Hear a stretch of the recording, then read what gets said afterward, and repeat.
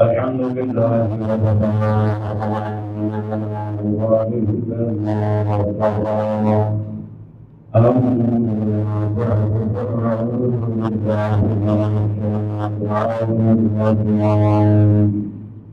بسم الله الرحمن الرحيم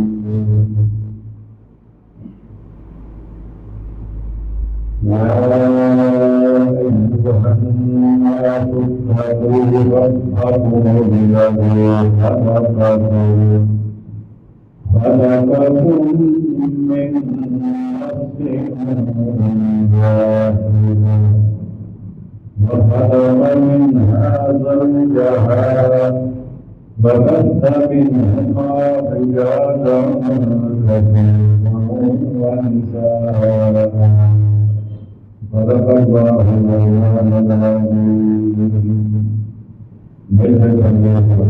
مولانا العظيم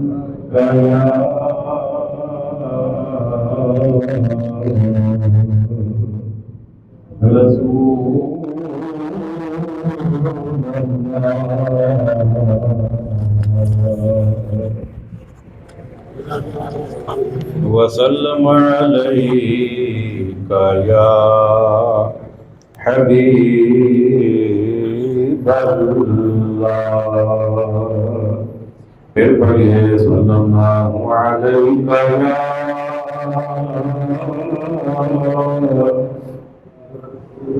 یا رسول اللہ وسلم علیک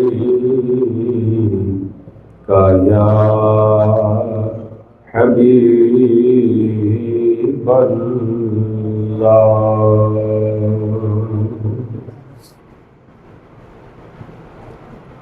واجب سات عظیم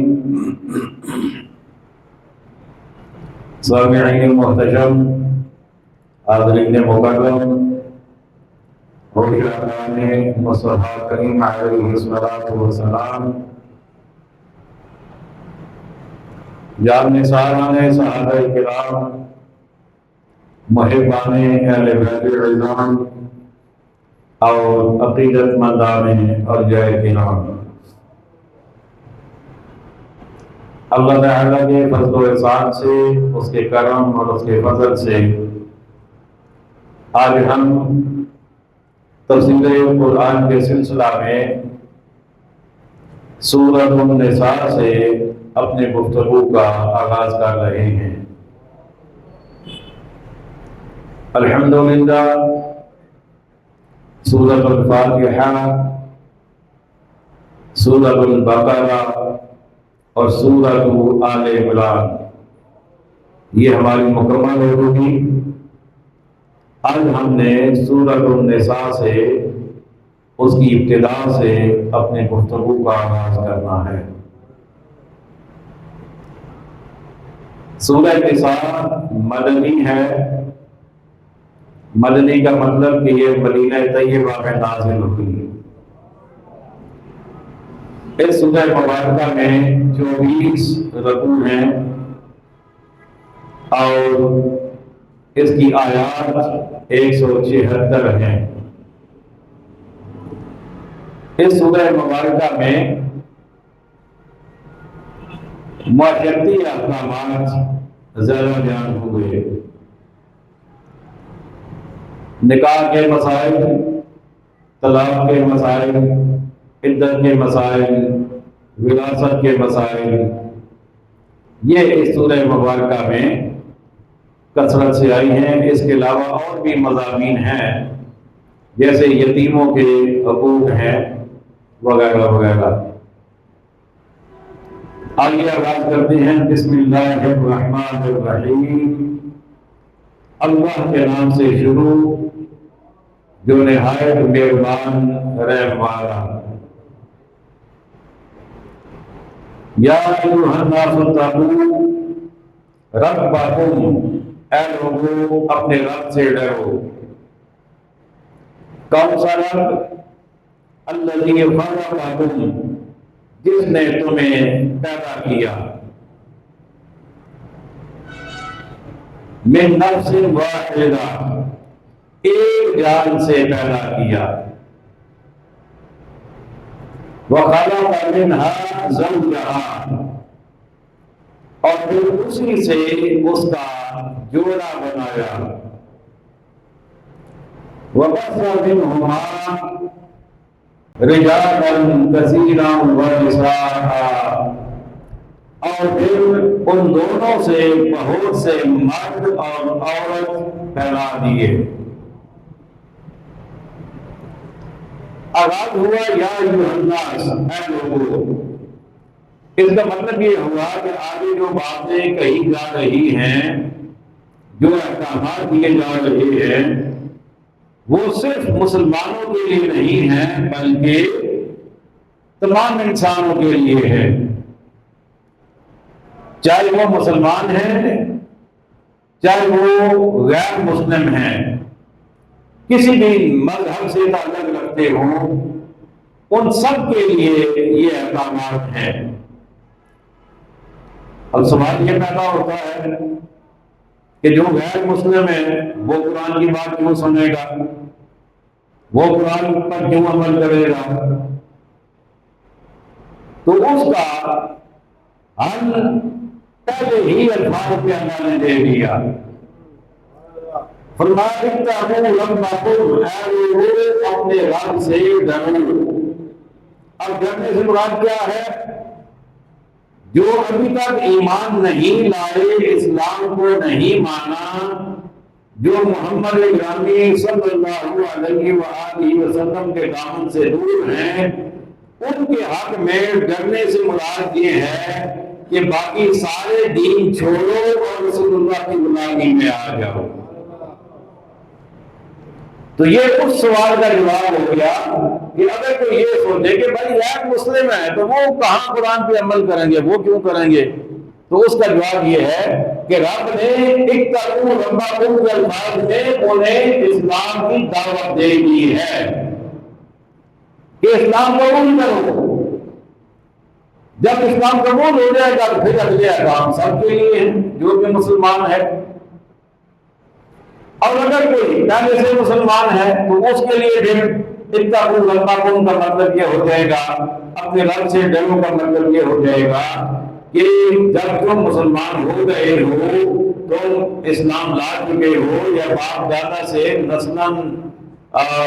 نسلی طور پر تم مسلمان چلے آ رہے ہو، تو اب منمانی نہ کرو، اب وہ کام کرو جو اللہ کو پسند ہے، اپنی مرضی نہ کرو، ناپ توڑ میں، دکانداری میں، کاروبار میں، ملازمت میں، حاکم ہونے میں، محکوم ہونے میں، استاد ہونے میں، شاگرد ہونے میں، پیر ہونے میں، مرید ہونے میں، ہر جس بھی تم حیثیت میں ہو، اس حیثیت کے لیے جو احکامات اسلام نے دیے تم ان پہ عمل کرو۔ اور پھر تعارف کروا دیا کہ رب کون ہے؟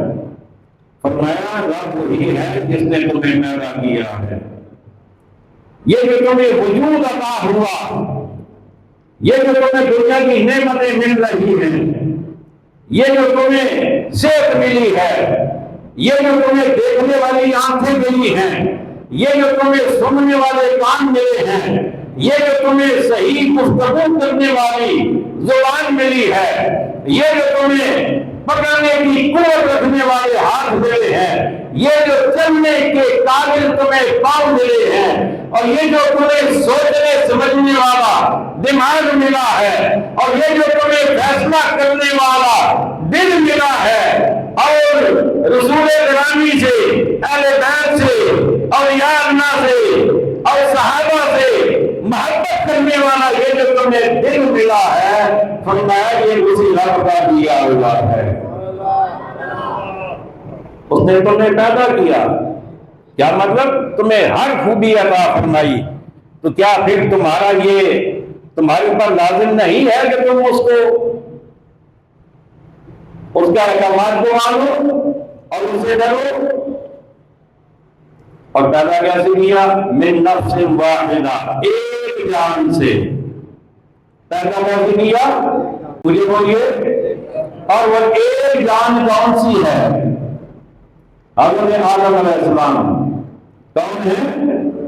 حضرت آدم علیہ السلام سب سے پہلے انسانوں میں اللہ نے آدم علیہ السلام کو اپنے دست قدرت سے بنایا. اپنے دست قدرت سے اللہ نے آدم علیہ السلام کو مٹی سے تخلیق فرمایا، تو وہ ایک جان ہے.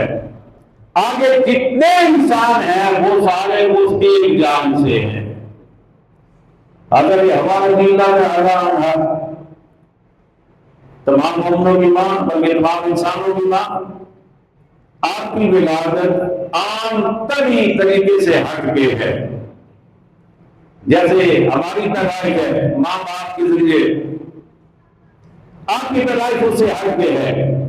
آدم علیہ السلام اکیلے تھے جنت میں، زمین پہ آپ کا جسد مبارک بنایا گیا، روح ڈالی گئی، پھر آپ کو جنت میں لے جایا گیا. جنت کی نعمتوں میں آپ موجود تھے، لیکن اور انسان کوئی نہیں تھا، آپ اکیلے تھے. تو آپ نے گزارش کی یا اللہ کوئی میرے جیسا بھی تو ہو نا، کوئی میرا ہم جنس ہو کہ جس سے میں بات کروں، مجھے انس حاصل ہو اس سے، اسے مجھ سے انس حاصل ہو، اور جو ہم آپس میں کوئی بات کریں، کوئی اپنے ویوز ایکسچینج کریں، کوئی اپنے خیالات کا تبادلہ کریں، تو یا اللہ کوئی میرے جیسا انسان ہونا چاہیے. تو آدم السلام جب سوئے تو اللہ تعالیٰ نے ان کی بائی پسلی سے حضرت بائی حوا رضی اللہ تعالیٰ عنہا کو پیدا کر دیا. آدم علیہ السلام جاگے تو دیکھا کہ آپ ہی جیسا انسان پاس موجود ہے. اب آپ نے، وہ کہا جاتا ہے کہ جنس کو جنس کے ساتھ کشش ہوتی ہے، تو آپ نے اس کشش کے تحت ہاتھ آگے بڑھایا ان کی جانب. اللہ تعالیٰ نے فرمایا نہیں آدم، ابھی آپ انہیں ٹچ نہیں کر سکتے، ابھی آپ اپنا ہاتھ واپس کر لیں. یا اللہ تو پھر کیا ہوگا؟ فرمایا کہ پہلے تمہارا نکاح ہوگا ان کے ساتھ، پھر تم ہاتھ کرو گے، اور اس کے بعد آپ ان کی جانب بڑھیں گے، ہاتھ بڑھائیں گے. آپ نے عرض کیا کہ اے میرے پروردگار، نکاح کون پڑے گا؟ اللہ نے فرمایا میں پڑھوں گا اپنی شان کے مطابق. یا نہ حق مار کیا ہوگا اور میں کیا دوں گا؟ میرے پاس تو کچھ ہے نہیں. اب بڑی قابل اور بات ہے، حق مار کیا دوں گا؟ رب نے فرمایا آدم پریشان ہونے کی ضرورت نہیں ہے، نکاح میں پڑھوں گا، اور حق مار جو تم نے دینا ہے وہ کہ میرے پیارے میرے محبوب کی ذات گرامی پر 3 مرتبہ درود پڑھ لو، تمہارا حق مال ادا ہو جائے گا. کتنی مرتبہ؟ بعض روایات میں 10 مرتبہ کی ہے، بعض میں 20 مرتبہ کی ہے. اس میں اختلاف ہے کہ تعداد کیا تھی، 3 تھی، 10 تھی، 20 تھی، اس میں اختلاف ہے. 3 سے کم کی کوئی روایت نہیں ہے، یعنی کم از کم 3 ہے، اور زیادہ سے زیادہ 20 کی روایت موجود ہے. لیکن اس بات میں کوئی اختلاف نہیں ہے کہ درود پاک ہی کو حق مار قرار دیا گیا. اچھا، اب اس موقع پہ اگلی بات جو تھوڑی آگے چل کر بیان ہونا تھی وہ چلیں گے، ہی پہ آ گئی میرے ذہن میں. اسی تفسیر میں لکھی ہوئی ہے، مفتی احمد یار خان صاحب نعیمی رحمۃ اللہ تعالی علیہ، آپ فرماتے ہیں یہ جو حق مال عورتوں کو دیا جاتا ہے نا، یہ بھی بڑی برکت والی چیز ہے. کیا فرمایا؟ یہ برکت والی چیز ہے. یہ عورتوں کو سنبھال کے رکھنا چاہیے، یہ خرچ نہیں کرنا چاہیے.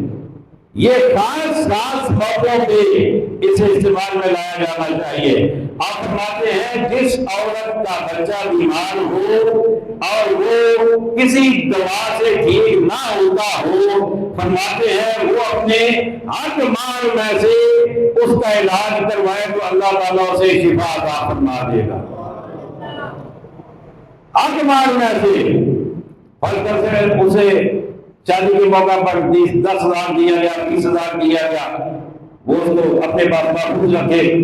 اگر کبھی زندگی میں ضرورت پیش آئے بچہ بیمار ہے ٹھیک نہیں ہوتا، وہ اس میں سے پیسے استعمال کرے تو اللہ تعالیٰ شفا عطا فرما دے گا۔ اچھا، اب اس سے اگلی بات جو مفتی صاحب نے کہی ہے نا، وہ اور زیادہ لطف والی بات ہے۔ وہ فرماتے ہیں کہ اب جیسے دیکھیں نا، جتنے یہاں کے شادی شدہ میرے سمیت ہم صاحب نے حق مار دیا ہے، لیکن کس کا محفوظ ہوگا اس کی بیوی کے پاس؟ نہیں ہوگا، پتہ ہی نہیں ہوتا، اور ہو بھی تو خرچ ہو جاتے ہیں پیسے۔ تو اب کیا کیا جائے گی؟ وہ تو خرچ ہو گئے، اب کیا کیا جائے؟ تو مفتی صاحب فرماتے ہیں کہ ہمارے سب کے جو ابا جان ہیں حضرت آدم علیہ السلام، آپ نے حق مال عطا کیا تھا درود پاک۔ تو فرماتے ہیں کہ اگر کوئی بچہ بیمار ہو جائے تو جہاں اور علاج کرواتے ہو وہاں درود پاک پڑھ کے پھوکا کرو، اللہ شفا عطا فرما دیتا۔ نعرہ تکبیر، نعرہ رسالت، نعرہ تحقیق، نعرہ حیدری، حدیث سنت۔ اللہ اکبر آنے کے لیے فرما من نفس واحدہ، اللہ نے تمہیں ایک جان سے پیدا کیا، وخلق منها زوجها، پھر اسی سے یعنی ایک جان سے یعنی آدم علیہ السلام سے اس کی زوجہ کو پیدا کر دیا، اس کی بیوی کو پیدا کر دیا۔ وَبَثَّ مِنْهُمَا رِجَالًا كَثِيرًا وَنِسَاءً، اور پھر ان دونوں سے حضرت آدم علیہ السلام سے اور حضرت مائی حوا سے، ان دونوں سے اللہ نے زمین پہ کثیر تعداد میں مرد اور عورتیں پیدا کیے۔ انہی سے آگے نسل در نسل نسل در نسل انسان وجود میں آ رہے ہیں۔ اب پھر حکم ہوا واتقوا اللہ، اور اللہ سے ڈرو۔ کون سا اللہ؟ الذی تساءلون بہ، وہ اللہ کہ جس کے نام سے، جس کے وسیلے سے تم ایک دوسرے سے سوال کرتے ہو۔ الذی تساءلون بہ، جس کے وسیلے سے تم ایک دوسرے سے مانگتے ہو۔ اب دیکھیے نا، ہمیں جب بھی کوئی چیز ضرورت ہو تو ہم کس کا واسطہ دیتے ہیں؟ اللہ کے نام کے دے دو۔ اگر کسی دوست سے بھی مانگنا ہے، کسی بڑے سے بھی مانگنا ہے تو ہم اللہ کا نام درمیان میں لے آتے ہیں کہ جی چلیں، ویسے اگر مدد نہیں مانگا اور بھائی اللہ کے لیے مدد کر دو، چچا جان اللہ کے لیے مدد کر دو، ماموں جان اللہ کے لیے مدد کر دو، تو اگلے کا دل نرم ہو جاتا ہے یہ اللہ کا نام سن کے۔ بکاری بھی آتا ہے نا مانگنے والا، وہ بھی اللہ ہی کا نام لیتا ہے، اس لیے جب اللہ کا نام آئے گا تو اگلے بندے کا دل نرم ہو جائے گا۔ والارحام، اور رشتوں کا لحاظ رکھو۔ اب یہاں اللہ نے کیا فرمایا؟ رشتوں کا لحاظ رکھو۔ کیا مطلب؟ کہ تم یہ مت سمجھو کہ میں راجا ہوں، میں چودھری ہوں، میں وڈیرا ہوں، میں مدد ہوں، میں گجر ہوں، میں خطیب بن گیا ہوں، میں مفتی بن گیا ہوں، میں فلاں میں فلاں میں فلاں، اور یہ بندہ جو ہے یہ تو میرے مقابلے کا ہی نہیں ہے، یہ تو میری حیثیت کا ہی نہیں ہے۔ فرمایا نہیں، تم سب کا باپ ایک ہے، لہذا رشتوں کا لحاظ رکھو۔ فرمایا کسی کو کم مت سمجھو، تم سب کا باپ تو ایک ہی ہے، ایک ہی ہے۔ ان اللہ کان علیکم رقیبا، بے شک اللہ ہر وقت تمہیں دیکھ رہا ہے۔ وآتوا الیتامی اموالہم، اور یتیموں کو ان کے مال دو۔ اب یتیموں کی بات آ گئی، پوری توجہ سے سنیے گا۔ ہمارے معاشرے میں بھی یتیم ہوتے ہیں، بچے نابالغ بچے، ان کے والد فوت ہو جائے تو وہ یتیم کہلاتے ہیں۔ پھر وہ کوئی ماموں کے پاس، کوئی چچا کے پاس، کوئی پھوپھی کے پاس، کوئی خالہ کے پاس، اور پھر جو ان کے والد کا ترکہ ہوتا ہے، جو وراثت ہوتی ہے، جو مال ہوتا ہے، جو کوٹھی کار بنگلہ بزنس جو بھی ہوتا ہے، وہ ظاہر ہے جو اس بچے کا گارڈین سرپرست بنتا ہے وہ اس کے پاس چلا جاتا ہے۔ تو اب خدا خوفی والا بندہ جو ہوتا ہے وہ تو پھونک پھونک کے قدم رکھتا ہے، سنبھال سنبھال کے رکھتا ہے ان کے مال کو کہ کہیں مجھ سے بے جا خرچ نہ ہو جائے، کہیں مجھ سے ضائع نہ ہو جائے، امانت ہے میرے پاس۔ اور جو خدا کے خوف سے دور ہوتے ہیں وہ تو موقع کی تلاش میں ہوتے ہیں پہلے ہی کہ یہ بندہ جائے تو اس کا مال ہم ہڑپ کریں۔ تو اب سنیے اللہ کیا فرماتا ہے، فرمایا وآتوا यतामा अम्वालहुम, और यतीमों को उनके माल दो। वला ततबद्दलुल खबीसा बित्तय्यिब, और सुथरे के बदले गंदा ना लो। क्या मतलब कि जब तुम्हारे पास किसी यतीम का माल हो तो तुम्हारा माल, अगर ये उस जमाने में था, लोग करते थे कि मिसाल के तौर पे एक आदमी बहुत हुआ, उसके पास जानवर थे अच्छी नस्ल के, अब जो सरपरस्त बना किसी यतीम का, उसके पास जानवर हैं जरा कम नस्ल के, कमजोर किस्म के, लागत किस्म के जानवर हैं। अब बच्चा तो बच्चा है, उसे तो नहीं पता मेरे कौन से हैं, चचा के कौन से हैं, मेरे कौन से हैं, ताया के कौन से हैं, मेरे कौन से हैं, मामू के कौन से हैं, उन्हें तो नहीं पता। तो वो जो घटिया चीज होती वो यतीम से कहते कि ये तुम्हारी है, और अच्छी चीज जो होती वो अपने नाम कर लेते। तो रब ने फरमाया कि ऐसा न करो, गंदे और सुथरे को मिलाओ नहीं, आपस में उनको बदलो नहीं। वला तकुलू अम्वालहुम इला अम्वालिकुम, और उनके मालों को अपने मालों में मिलाकर खा न जाओ, यानी फिक्स ना कर दो उनके माल और अपने माल, अपना अलग संभालो, उनका अलग रखो, और जब वो अमानत लेने के काबिल हो जाए तो उनके हवाले कर दो।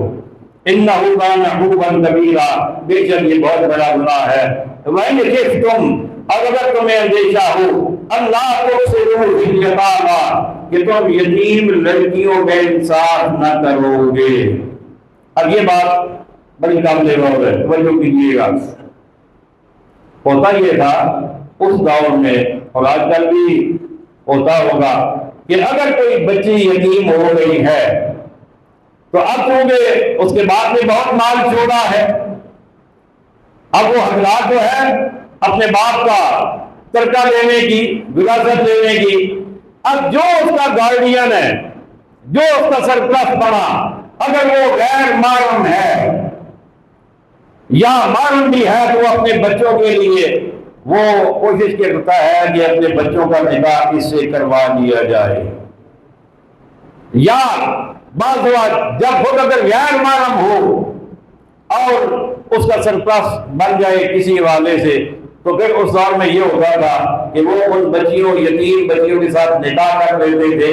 लेकिन निकाह इसलिए नहीं करते थे कि उनके साथ हम कोई हमदर्दी करेंगे या उनके साथ कोई खुदाखौफी की वजह से निकाह करते थे, बल्कि सिर्फ उनका माल लेने के लिए उनके साथ निकाह कर लेते थे, उनका माल हड़प करने के लिए। तो फरमाया कि अगर तुम्हारा ऐसा ख्याल है कि तुम उनके साथ इंसाफ नहीं कर सकोगे, तो फिर फरमाया फंकिहू मा ताबा लकुम मिनन निसाई मसना व सुलासा व रुबा, तो निकाह में लाओ जो औरतें तुम्हें खुश आए, 2-2 और 3-3 और 4-4। मतलब ये कि ये 3 बच्चियों के साथ अगर तुम माल के लिए निकाह करना चाहते हो तो ये मत करो, ताकि उनके साथ नाइंसाफी ना हो जाए तुम्हारी तरफ से। फिर उनसे निकाह करो जो तुम्हें पसंद है, और निकाह भी तुम 2 भी कर सकते हो, तुम 3 भी कर सकते हो, तुम 4 भी कर सकते हो। 4 तक मुसलमान मर्द को एक वक्त में निकाह करने की इजाजत है, 4 से ज्यादा नहीं है, एक वक्त में 4, इससे ज्यादा नहीं। अब यहां पर मैं एक बात ऐड करना चाहूंगा, वो बात यह है कि आजकल सोशल मीडिया का दौर है और बहुत सारे लोग ऐसे मुबल्लिग बने हुए हैं और मुकर्रर बने हुए हैं, दीन के फैलाने वाले बने हुए हैं कि जो खुद दीन से दूर हैं, सेंस ही कोई नहीं है दीन का। आज से कोई 2-4 महीने पहले एक क्लिप मेरे पास आया, उस क्लिप में वो माशाल्लाह दाढ़ी भी पूरी है, जुल्फे भी रखी हुई है, पूरा मौलवी वाला हुलिया और बड़ा पुरजोश किस्म का खिताब, और उसमें वो जनाब कह रहे हैं कि ये जो है ना कि 2 निकाह करो या 3 करो या 4 करो, कहते ये इजाजत है ही नहीं है, ये गलत लोगों ने समझा है। सिर्फ एक की इजाजत है, न 2 की है, न 3 की है, न 4 की है। اب اس کی وجہ انہوں نے کیا بیان کی؟ آگے کہتے ہیں کہ فواحدۃ اللہ تعلم فواحدۃ، اگر تم انصاف نہ کر سکو، برابری نہ کر سکو، تو پھر ایک نکاح کرو، 2 یا 3 یا 4 نہ کرو۔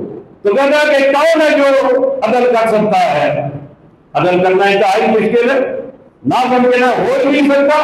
اب اسے مثال بتائی کیا دی؟ وہ کہتا ہے کہ یہ دیکھیں میرا پین ہے، میں چاہتا ہوں کہ میں اعلان کرتا ہوں کہ یہ میں کسی کو دینا چاہتا ہوں، لیکن دوں گا اسے جو آسمان کو ہاتھ لگائے گا۔ بات سمجھ آ رہی ہے آپ کو؟ دوں گا اسے جو آسمان کو ہاتھ لگائے گا۔ تو اب ظاہر ہے کہ کوئی بھی ہاتھ سے آسمان کو نہیں لگا سکتا، اس لیے وہ میرا پین لینے کا حقدار بھی نہیں ہے، میں اسے نہیں دوں گا۔ اب یہ اسے مثال دی، اور یہ مثال دے کے کہتا ہے کہ آگے یہ جو اللہ نے فرمایا کہ اگر تم عدل نہ کر سکو تو پھر ایک کرو۔ تو عدل کرنا ایسے ہی ہے جیسے آسمان کو ہاتھ لگانا، لہذا 2 3 4 والی بات بھول جاؤ، صرف ایک جو ہے وہ اسلام میں جائز ہے۔ اب یہ اس کی بونی سنیں، اس کا بونا استدلال سنیں۔ اب سوال اس میں میرا سوال یہ ہے کہ کیا صحابہ نے ایک سے زیادہ نکاح کیے ہیں یا کوئی بھی؟ بولیے تو صحیح نا، کتے بولی چھوڑو۔ کوئی صحابی آپ کو شاید کوئی ایک مثال مل جائے جنہوں نے فقط ایک نکاح کیا ہو، ورنہ ہر صحابی جو ہے وہ 2 2 3 3 4 4 تک انہوں نے نکاح کیے ہیں، اور ایک وقت میں انہوں نے ایک سے زیادہ بیویاں رکھی ہیں۔ اور اگر اب اس کی دلیل کو مان لیا جائے کہ آسمان کو ہاتھ لگ نہیں سکتا، لہذا 2 3 4 کرنے یہ غلط ہے، یہ غلط سمجھا لوگوں نے، تو یہ اس کے استدلال ٹھیک نہیں ہے۔ اب مسئلہ یہ ہے، اب اسے جو اگلی بات کی ہے، کہتا ہے کہ آپ نے چلیں دونوں بیویوں کو گھر ایک جیسے دے دیے، یا 3 تھی جو تینوں کو آپ نے گھر ایک جیسے دے دیے، لیکن آپ ایک کے ساتھ 4 زیادہ ہوگی، دوسری کے ساتھ 4 کم ہوگی، نئی کی طرف توجہ زیادہ ہوگی، پرانی کی طرف کم ہوگی، تو لہٰذا یہ عدل نہیں ہو سکتا، لہذا تم 2 3 4 نکاح نہیں کر سکتے۔ تو اس کا جواب یہ ہے کہ رب نے جو دل کے معاملہ ہے، توجہ والا معاملہ ہے، اس پہ پابندی لگائی نہیں ہے۔ بات سمجھ آئیے کوئی نہیں؟ یہ جو عدل ہے یہ معاملات میں ہے، یہ قلبی معاملات میں نہیں ہے۔ اگر کپڑے لے کے دو تو سب کو ایک جیسے، اگر جوتی لے کے دو تو سب کو ایک جیسی، دھن لے کے دو تو سب کو ایک جیسا، اس میں تو عدل کرنا ہے۔ لیکن اگر توجہ ایک کی طرف زیادہ ہے، دوسری کی جانب کم ہے، تو اس پر پابندی، بولیے تو صحیح نا، ہے ہی کوئی نہیں۔ اس کی وجہ یہ ہے کہ یہ انسان کے اختیار میں ہی نہیں ہے، اور جو چیز اختیار میں نہ ہو اس پر پابندی قرآن اسلام نہیں لگاتا۔ بہرحال آگے چلیے، فرمایا کہ فَإِنْ خِفْتُمْ أَلَّا تَعْدِلُوا فَوَاحِدَةً، پھر اگر ڈرو کہ 2 بیویوں کو برابر نہ رکھ سکو گے تو ایک ہی، أَوْ مَا مَلَكَتْ أَيْمَانُكُمْ، یا قمیضیں جن کے تم مالک ہو، یعنی جو قمیضیں ہیں، اب قمیضوں کی تعداد آج کل تو قمیضوں کا رواج ہی نہیں ہے، جو زر خرید ہوتی تھی تو آج کل ان کا رواج نہیں ہے، لیکن اس دور میں یہ تھا کہ قمیضوں کی کوئی تعداد بھی مقرر نہیں تھی، اور ان میں عدل کا کوئی معاملہ بھی نہیں تھا۔ بہرحال آگے چلیے، ذَلِكَ أَدْنَىٰ أَلَّا تَعُولُوا، یہ اس سے زیادہ قریب ہے کہ تم سے ظلم ہو۔ وَآتُوا النِّسَاءَ صَدُقَاتِهِنَّ نِحْلًا، اور عورتوں کو ان کے مہر خوشی سے دو۔ اب یہ جو حق مار عورتوں کو دیا جاتا ہے، اس کے بارے میں فرمایا گیا کہ یہ خوشی سے دو، اس میں دل تنگ نہیں ہونا چاہیے۔ اور حق مار کا اصول سن لیں، ہر دور کے لیے اسلام نے ایک ہی اصول بیان کر دیا کہ 10 درہم جو ہے یہ حق مار ہوتا ہے۔ کتنا؟ 10 درہم، اور 10 درہم جو ہے یہ تقریباً 3 تولہ چاندی بنتی ہے۔ کیا میں نے کہا؟ 3 تولہ چاندی۔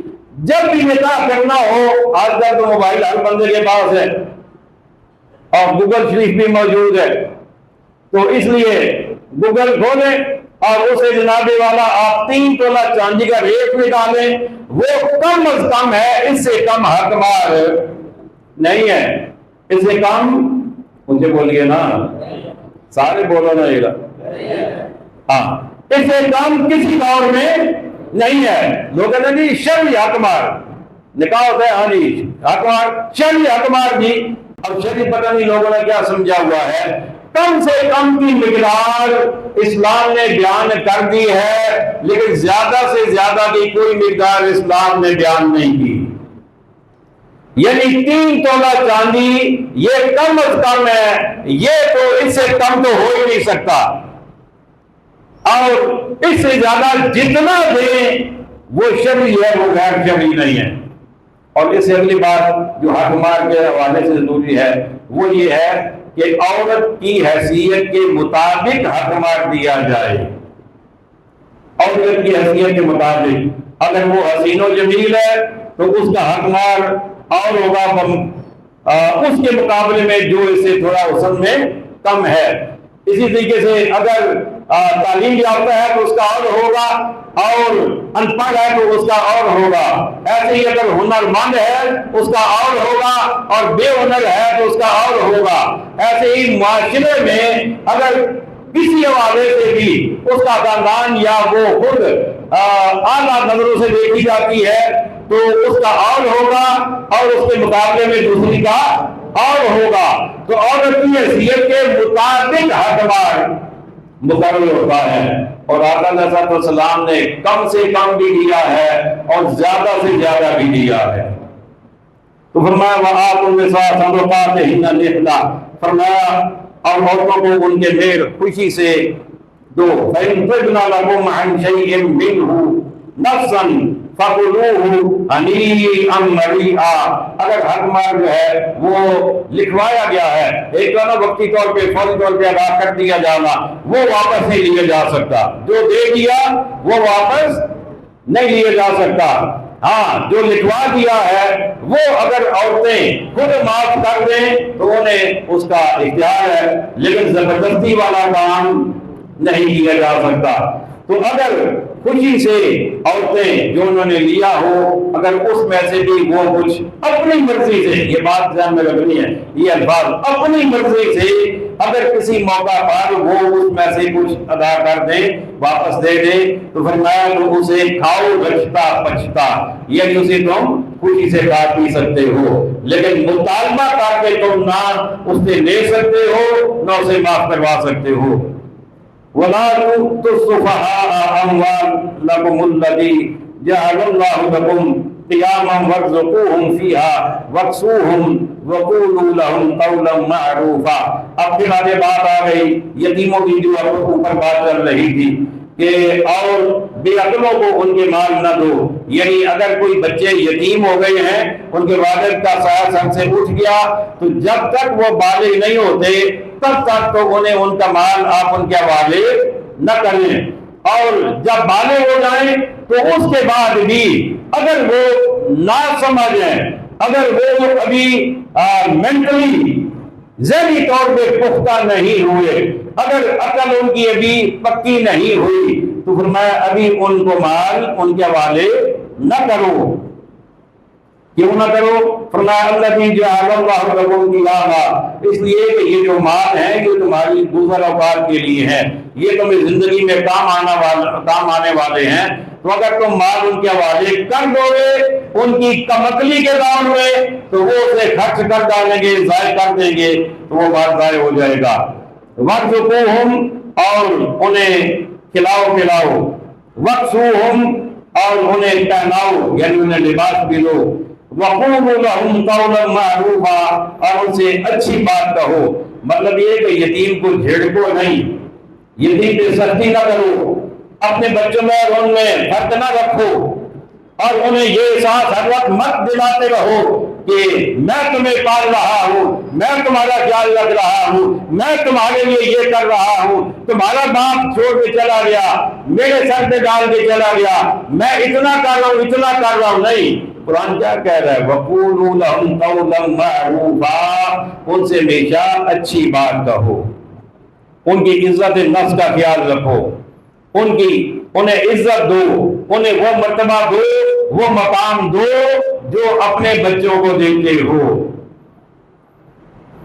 انشاءاللہ اگلے جمعہ المبارک پر اس سے آگے چلیں گے۔ وما علینا الا البلاغ المبین۔